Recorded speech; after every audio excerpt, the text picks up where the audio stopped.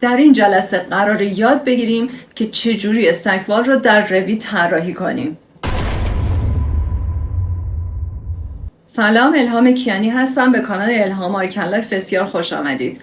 در این جلسه ما میخوایم یاد بگیریم که استک وال ها چی هستن، چجوری استفاده میشه ازشون و چجوری میتونیم استک وال شخصی خودمون رو طراحی کنیم.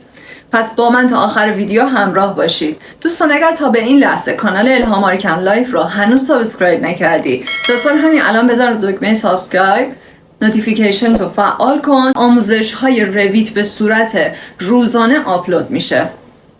خب بدون معطلی بیشتر let's jump to Revit.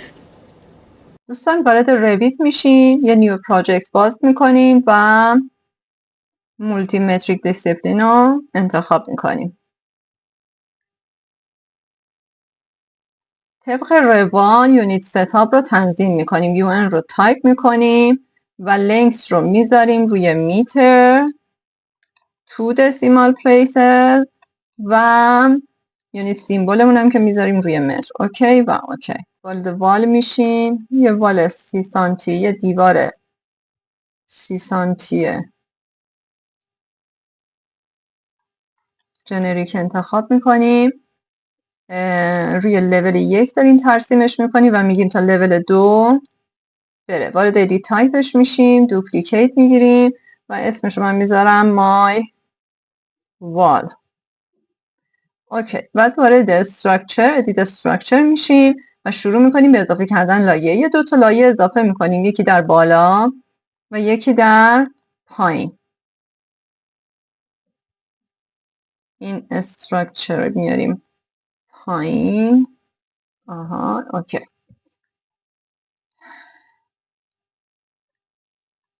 فینیش 1 رو میذاریم روی بر فرض مثال بریک. اوکی و میگیم حدوداً 5 سانت باشه و فینیش 2 رو میذاریم روی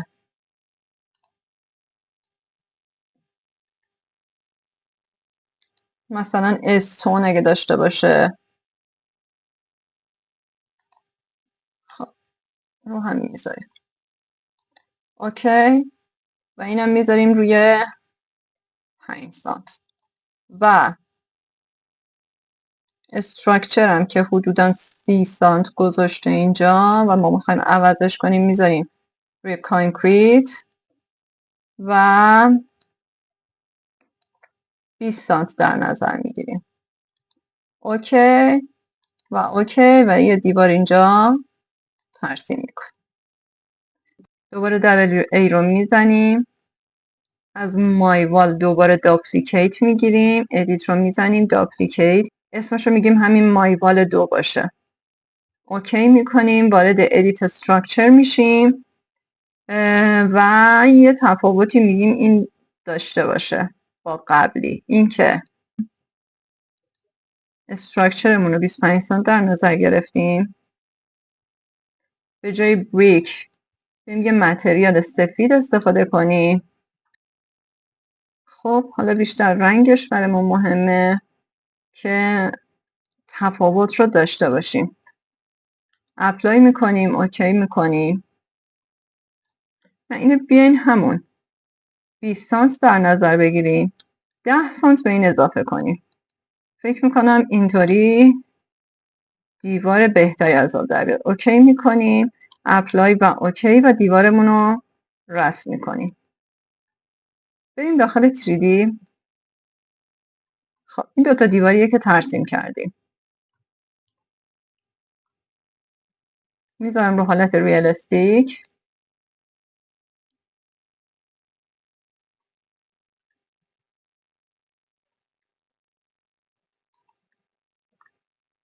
خب این از دوتا دیوار. بریم وارد لول 1 بشیم و WA رو بزنیم و در قسمت پراپرتیز بریم استک وال ها رو پیدا کنیم. یه استک وال انتخاب میکنیم، میگیم از لول 1 باشه روی تا لول 2 بره و وارد ادیت تایپش میشیم. اوکی میکنیم و یه دوپلیکیت ازش میگیریم و اسمش رو میذاریم مای استکت وال. استکت وال یعنی دیوارهای روی هم قرار گرفته. اولین تفاوتی که با دیوارهای دیگه داره اینه که در قسمت تایپ پراپرتی شما فقط دسترسی به استراکچر دارید و دسترسی به چیز دیگه ای ندارید. وارد ادیت استراکچر میشیم و همینطور که مشاهده میکنیم دومین تفاوتش اینه که ما دسترسی به لایه بندی دیوارها نداریم، بلکه دسترسی به 2 تا دیوار داریم که میتونیم این دیوارها رو با دیوارهایی که خودمون ساختیم جایگزین کنیم. میایم دیوارهایی که خودمون ساختیم رو پیدا میکنیم، میذاریم رو مای وال، این هم میذاریم رو مای وال 2. اوکی دوستان، ارتفاع دیوار زیرین و هر دیواری که اضافه میکنیم دست خودمونه و قابل تنظیمه و بر اساس ارتفاعی که به دیوارها میدیم این دیوار اصلی که وریبله ارتفاعش محاسبه میشه، در اینجا اعمال میشه. اینو در نظر بگیرید 3 متر و اوکی و دیوارمون رو ترسیم کنیم. بریم به یه الیویشن لول 2 رو یه ذره بکشیم بالا. خب امتیدیم.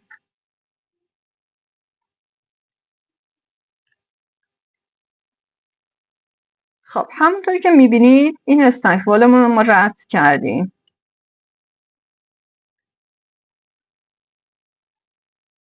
این دیوار پایمون، اینم دیوار اصلیمون. حالا میخوام یه چیز جذاب اینجا بهتون یاد بدم و آموزش رو تموم کنیم. دوستان اگه توجه کرده باشید استکوال ها اینجا 2 تیکه میشن، 2 قسمت میشن، یعنی اینجا ممکنه که آب جمع شه، پس شما میتونید یه سویپ اضافه کنید به اینجا. انتخاب میکنیم وارد ادیت تایپش میشیم. اینجا هیچ دسترسی به سویپ نداریم، حتی در این قسمت هم هیچ سویپی نداریم که بهش اضافه کنیم. پس میایم بیرون. ما احتیاج به یه سویپ داریم که حالت آبچکون به ما بده و یه طرحی به این دیوار بده. پس وارد فایل میشیم، نیو فامیلی رو میزنیم و از اینجا متریک پروفایل رو انتخاب میکنیم. ایناش اوپن میکنیم، UN رو طبق معمول تایپ میکنیم، تنظیماتمون رو روی متر میذاریم و تو دسیمال پلیسز و یونیت سیمبولمون هم که میذاریم رو M و اوکی میکنیم. اگر به خاطر داشته باشید تفاوت این 2 تا دیوار 10 سانت بود، یعنی این دیوار 10 سانت بیرون زدگی داره. وارد فامیلیمون میشیم، لاین رو بر میداریم، 10 سانت دیوارمون بیرون زدگی داشت، درسته؟ این رو 12 سانت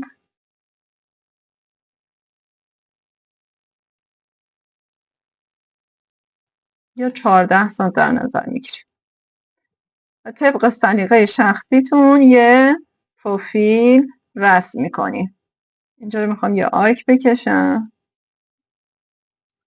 دوباره یه دونه لاین میکشم، یه لاین کوتاه، دوباره یه آرک میکشم،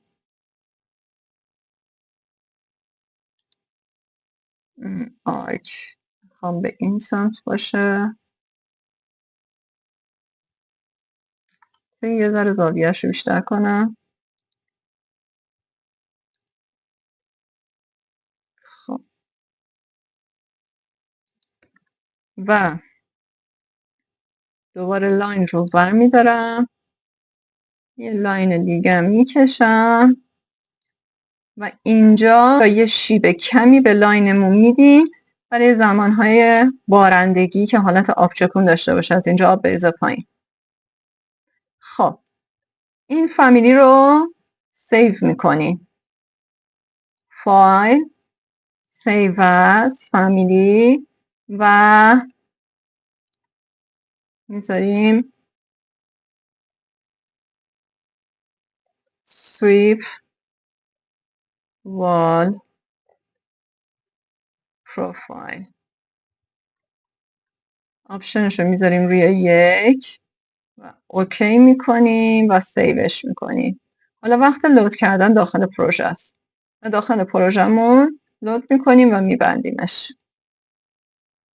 اوکی، وارد 3D میشیم، میریم این دیوار پایمون رو انتخاب میکنیم، edit type رو میزنیم و از اینجا وارد edit structure میشیم و از اینجا وارد sweep میشیم و از پروفیل رو میزنیم و اینجا پروفیلی که خودمون ساختیم رو انتخاب میکنیم. بهش یه متریال مثلا حالا سفید میدیم که نما داشته باشه فقط. اوکی، اپلای. خب میخوایم کجا باشه؟ میخوایم بالای دیوار باشه، درسته؟ پس میذاریم روی تاپ، اپلای و میخوایم یکم به سمت داخل بره، میگیم منفی 10 سانت، منفی 10 سانت. خب اوکی میکنیم، اوکی میکنیم و اپلای و اوکی.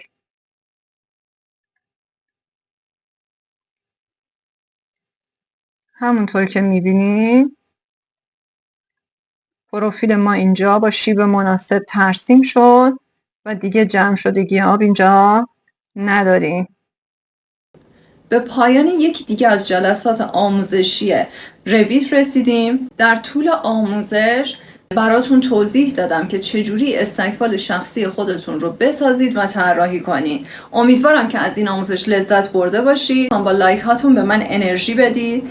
برای دوستان مهندستون ویدیوهای الهام آرکن لایف رو شیر کنید و همچنین اگه تا به این لحظه هنوز سابسکرایب نکردی سابسکرایب کن که ویدیوهای بعدی رو از دست ندی. مرسی که تا این لحظه همراه من بودین. خدا نگهدار.